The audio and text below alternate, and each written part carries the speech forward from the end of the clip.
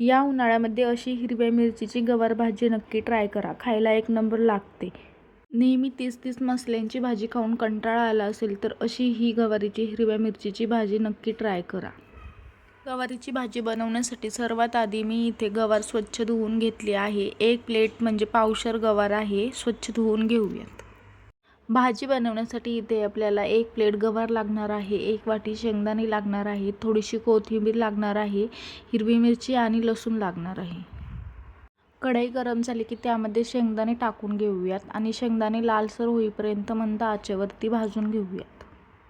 शेंगदाणे सोनेरी रंगापर्यंत भाजले गेले की ते एका ताटामध्ये थंड होण्यासाठी काढून घेऊयात.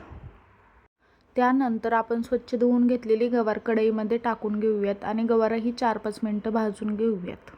भाजी करायच्या आधी गवारी भाजून घेतली ना की ती भाजीमध्ये लवकर शिजली जाते आणि जास्त उघरटही लागत नाही. त्यानंतर आपण भाजून घेतलेले शेंगदाणे मिक्सर जारमध्ये बारीक करून घेऊयात.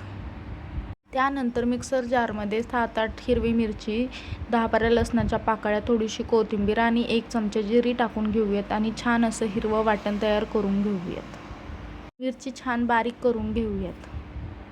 कढई गरम झाली की त्यामध्ये 3-4 चमचे तेल टाकून घेऊयात. तेल चांगलं कडकडीत गरम झाले की त्यामध्ये अर्धा चमचा जिरी आणि अर्धा चमचा मोहरी टाकून घेऊयात. जिरी छान तडतडली की त्यामध्ये अर्धा चमचा हळद टाकून घेऊयात आणि आपण तयार करून घेतलेलं हिरव्या मिरचीचं वाटण घालून घेऊयात आणि छान वाटण परतून घेऊयात. मिरचीचं वाटण छान तेल सुटेपर्यंत परतलं की त्यामध्ये आपण भाजून घेतलेली गवारी टाकून घेऊयात आणि गवारीही छान मिक्स करून घेऊयात. त्यानंतर भाजीमध्ये 1 चमचा मीठ टाकून घेऊयात आणि आपण बारीक शेंगदाण्याचा कूट तयार करून घेतला होता तो अर्धी वाटी टाकून घेऊयात.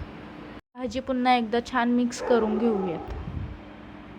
गवारीची भाजी शिजण्यासाठी आपण थोडंसं पाणी टाकून घेऊयात. पाणी जास्त टाकायचं नाही कारण आपण गवारी आधीच भाजून पण घेतली आहे आणि लवकर शिजल्या जाते.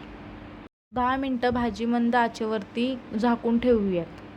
10 मिनिटांनंतर गवार एकदम भारी शिजल्या जाते कारण आपण आधीच भाजून घेतलेली असते, त्यामुळे भाजी लवकर शिजल्या जाते. तयार आहे आपली झटपट तयार होणारी हिरव्या मिरचीची गवार. रोज रोज त्याच त्याच भाज्या खाऊन कंटाळा येतो, त्यामुळे ही अशी रेसिपी तुम्ही नक्की ट्राय करा. रेसिपी करायला एकदम सोपी आणि साधी. आपल्या चॅनलला सबस्क्राईब करा जेणेकरून पुढील व्हिडिओ तुमच्यापर्यंत